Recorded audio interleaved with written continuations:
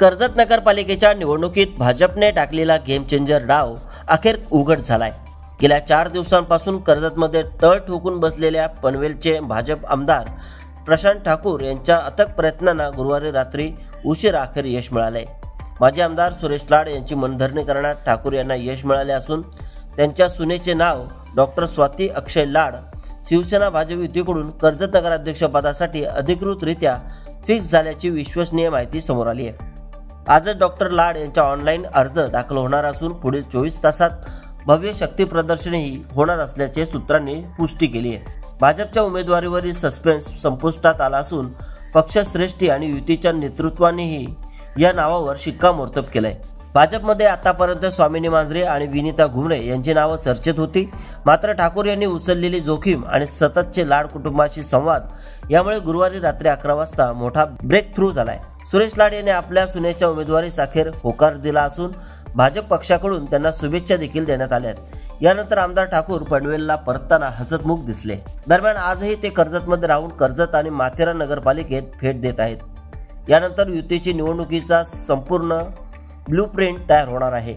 युतीची अडचण सोडवून भाजपचा तिढा सोडवण्यात अविनाश कोळी, राजेश भगत, दीपक बहिरे आणि वसंत भोईर यांचेही महत्त्वाचा सहभाग राहिला आहे। या टीम वर्कमुळे भाजपने अंतर्गत नाराजीही कमी केली आहे आणि विरोधकांसमोर ताकदवान चेहरा उभा केलाय, असा राजकीय संदेश या निमित्ताने दिला जात आहे।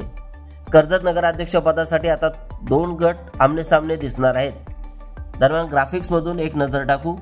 डॉक्टर स्वाती अक्षय लाड, शिवसेना भाजप युती, भाजप ही उमेदवार उच्च शिक्षित, व्यावसायिक, तरुण चेहरा, माजी आमदारांचा अनुभव आणि जनाधार पाठीशी असणार आहे। नवीन ऊर्जा, घराण्याचा प्रभाव आणि तांत्रिक जाण या उमेदवाराच्या पाठीमागे असणार आहे। त्याचप्रमाणे विरोधकांकडून जर पाहिलं तर पुष्पा दगडे, राष्ट्रवादी अजित पवार गट प्लस ठाकरे गट समर्थन ही उमेदवाराच्या मागे दगडे कुटुंबाचा जुना प्रभाव आहे। त्याचप्रमाणे व्यापक सामाजिक जाळे, 2 वेळा लाड यांच्या आग्रहावरून माघार घेतल्यानंतर आता थेट संधी, तर सुधाकर घारे यांच्या रणनीतीने पुढे आलेला उमेदवार, अशी ही यांची ओळख तयार झाली।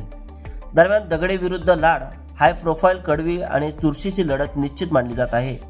दगडे हे स्वतः सुरेश लाड यांचे निकटवर्तीय मानले जात असताना आता त्यांच्याच घराण्यातून उमेदवार उभा राहिल्याने संघर्ष अधिकच रंगणार आहे। एकीकडे उच्च शिक्षित, आधुनिक दृष्टिकोनाची महिला उमेदवार, तर दुसरीकडे अनुभवी, सर्वसामान्यांमध्ये खोलवर रुजलेले दगडे कुटुंब, असे हे 2 उमेदवार समोरासमोर येणार आहेत। दरम्यान जनता कोणाला कौल देते? घराण्याच्या पार्श्वभूमीला मत देणार की सामाजिक जाळ्यात विसंबणार? कर्जतची सत्ता लाडकडे जाणार की दगडेकडे वळणार? हे चित्र पुढच्या काही दिवसात अधिक स्पष्ट होईल। एकंदरीत कर्जतचे राजकारण आता तापले आहे। युतीचा उमेदवार जाहीर झाल्यानंतर कर्जत नगरपालिकेची लढत आता हाय व्होल्टेज झाली आहे। एकीकडे भाजप शिवसेनेचा युवा आणि उच्च शिक्षित चेहरा, तर दुसरीकडे राष्ट्रवादी ठाकरे गटाचा सर्वसामान्यांमध्ये रुजलेला उमेदवार। कर्जतची जनता आता कोणाच्या बाजूला उभी राहते, हेच येणाऱ्या निवडणुकीचे सर्वात मोठे आकर्षण ठरणार आहे।